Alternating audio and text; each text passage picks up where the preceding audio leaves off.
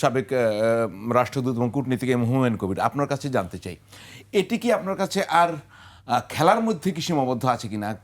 কূটনীতিক হিসেবে আপনি কিভাবে দেখছেন? এটি কি একটি খেলার বিষয়? কারণ খেলা যেভাবে ডিল করে সেভাবে তো করা হয়নি।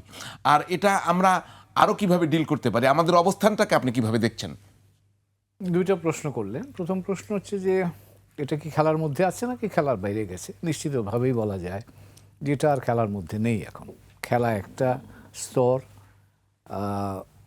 দুই দেশের মানুষের মধ্যে উত্তেজনা আরেকটা স্তর, সরকারি পর্যায়েও গিয়ে এটা আমাদের দিক থেকে আমরা বলছি যে আমরা তাদের ওখানে খেলতে যাব না। তো কাজেই তিনটা স্তরে কিন্তু এই জিনিসটা সংক্রমিত হয়েছে।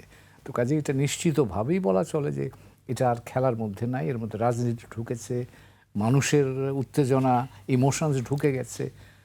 বেরোবার জন্য আমার ধারণা, যেটা দেবব্রতদা বললেন, এটা তো আসলে একটা জায়গায় আসতে হবে। আমরাও যাব না, তারাও ছাড় দেবে না, এভাবে হয়তো হয় না। উত্তেজনা যেটা হওয়ার হয়েছে বাংলাদেশের দিক থেকে, আমাদের জন্য যেটা প্রমাণ করার দরকার ছিল যে আমরা কথা বলতে পারি, আমরা আমাদের অবস্থান ধরে রাখতে পারি, আমরা প্রত্যুত্তর দিতে পারি। এই মেসেজটা কিন্তু ভারতের কাছে গেছে। আমার ধারণা এখন ইন্টারন্যাশনাল ক্রিকেট বোর্ড বলেন, ভারতীয় ক্রিকেট বোর্ড বলেন, ভারতীয় সরকারও হয়তো চাইবে না বিষয়টা আর উত্তেজনা বাড়ুক। তো সেই ক্ষেত্রে যেটা উনি বললেন, একটা কম্প্রোমাইজ কিছু একটা করা যায় কি না, সে চেষ্টাটা হয়তো হবে। কারণ এটা নিয়ে এমনিতেই আমাদের সম্পর্ক বেশ উত্তেজনা বা এক ধরনের টেনশনে আমরা ভুগছি গত প্রায় বছর দেড়েক ধরে। তো কাজে এখানে সম্পর্ক আর তলানিতে নেওয়ার দরকার নেই বা উত্তেজনা বাড়াবার দরকার নেই।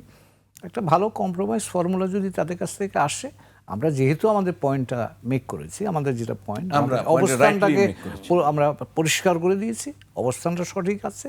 তারা যদি এখন কম্প্রোমাইজ করে একটা ফর্মুলা বের করে যেখানে আমাদের আত্মসম্মান আমরা বজায় রাখতে পারবো, খেলাও চলবে এবং দুই দেশের সম্পর্ক স্বাভাবিক, মানে এই বিষয়ে আবার পুরনো জায়গায় ফেরত যাবে, এটা যদি হয় তাহলে আমি মনে করি এটা ভাববার সুযোগ আছে।